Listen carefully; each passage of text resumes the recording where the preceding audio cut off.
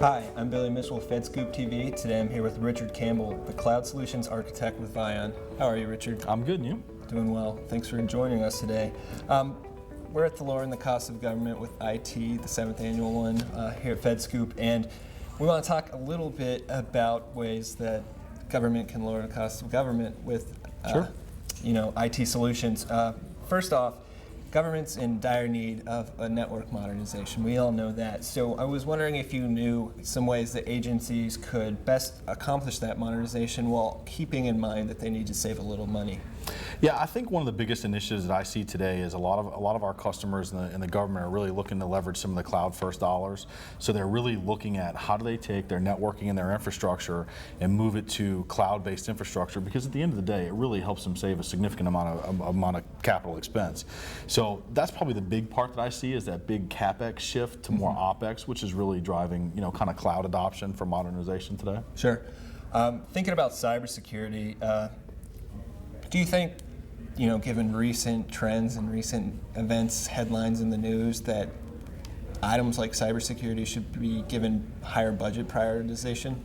So I do, and when I look across the government as a whole, cybersecurity is clearly one of the top initiatives, as I believe, like the government does, that it absolutely requires it. Because at the end of the day, the core thing is, how do we protect our infrastructure? How do we protect our data?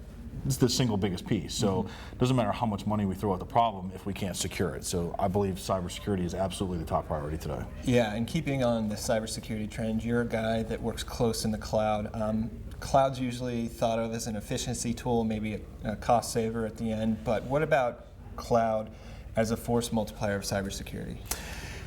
So it's an interesting dilemma, right? Is how do we secure it when it's in a public space, but also we have the same problem when it's on-prem on a government facility. So from the cybersecurity side of the house, I think personally, if it's unclassified for non-official use only type data, I don't see a problem with cloud. I see being able to secure that fairly easily. I think where we get into bigger cyber concerns is how much of our sensitive data do we really want out in the wild? And when I say out in the wild, I'm really meaning outside of a government agency itself, right? So, I still think that that's going to be an ongoing challenge. While cloud does help them reduce cost, we still have to manage and balance cost with that cybersecurity aspect. So that becomes the critical point. How do we manage that balance? Understandable. And then finally, big data, something looked at by many agencies as a way to solve a lot of their problems. But particularly we're interested in the problems today of how does big data have an impact on cybersecurity, and potentially how does it impact lowering the cost of government? Well, so big data is really all about analytics, right? So if I can really, use some tools to get fine-grained information on my cybersecurity footprint, then that really helps lower my cost, because now I can see what's going on, to whom, when, where, and how, and that really helps me manage things better, right? So when you look at how cybersecurity and analytics play hand in hand, it really helps me keep the bad guy out, but more importantly, it helps me keep the bad guys that are inside, right, from being able to do something even more destructive. So it's a critical component. The big data components, analytics, predictive analytics, I think are critical to cybersecurity, because it really helps us understand how things are happening, when they're happening, and how best to combat them.